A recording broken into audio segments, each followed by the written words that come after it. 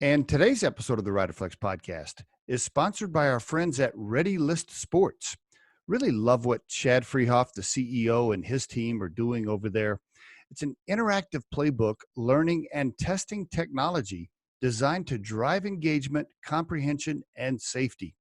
If you're a football fan of any age, youth, high school, college, pro, we encourage you to check them out at readylistsports.com.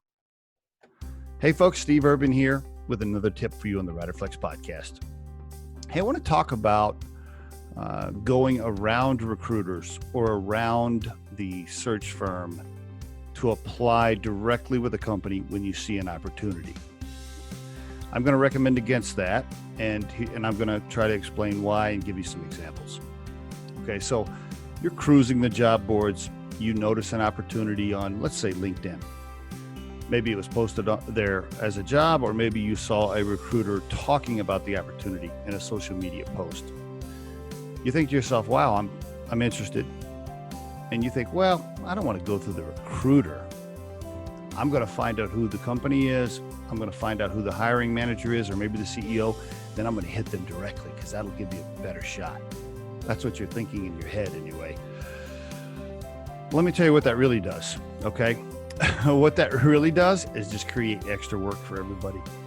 You're just creating extra tactical minutes on both sides, for the company and the recruiter. And when you create extra tactical labor minutes for everybody, guess what that does? That creates negative energy and negative vibes around your profile, because now you're burning payroll for people. See how that works?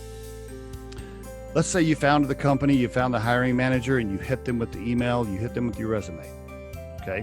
Well, first, now your resume is not in the applicant tracking system it needs to go in, right? It's nowhere. It's just in somebody's email box.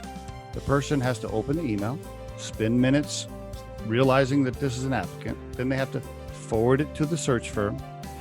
And then the search firm has to grab it and go, oh, here's somebody trying to go around us. And then they have to put your resume into the system and plug it up and put it in there, and maybe cut and paste any notes that you sent to the employer over into your profile that they're trying to manage on the applicant tracking system.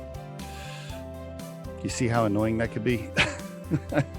If you just would have applied through the process, right, through the recruiter and through their applicant tracking system, if you would have followed the process, your resume and notes would automatically be in there, right? And you wouldn't have created all this extra work.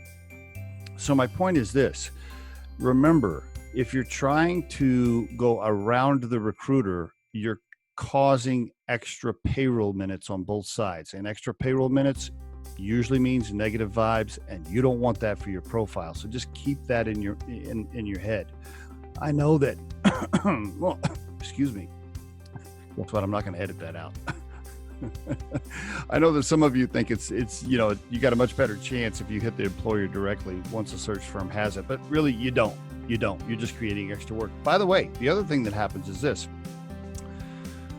you stand a chance of making the recruiter managing the search feel like you thought you were too good to go through them, right? Like your profile was too big to deal with the recruiter, so you were just going to apply directly. Now, I know that's probably not what you meant to do. I'm sure you didn't mean to make the recruiter feel that way, but it's possible you did. And if you did, guess what? That's more negative energy around your profile. So, in summary, when you see a search firm managing an opportunity for a company that's been posted out there, let them manage it. Go through them. If you try to go around them, it's possible you're creating extra work and negative vibes for your profile, and you don't want that. And there is your Riderflex tip of the day. The Riderflex podcast features entrepreneurs, business executives, and the stories behind how they got there, as well as daily tips on career advice and job interviews.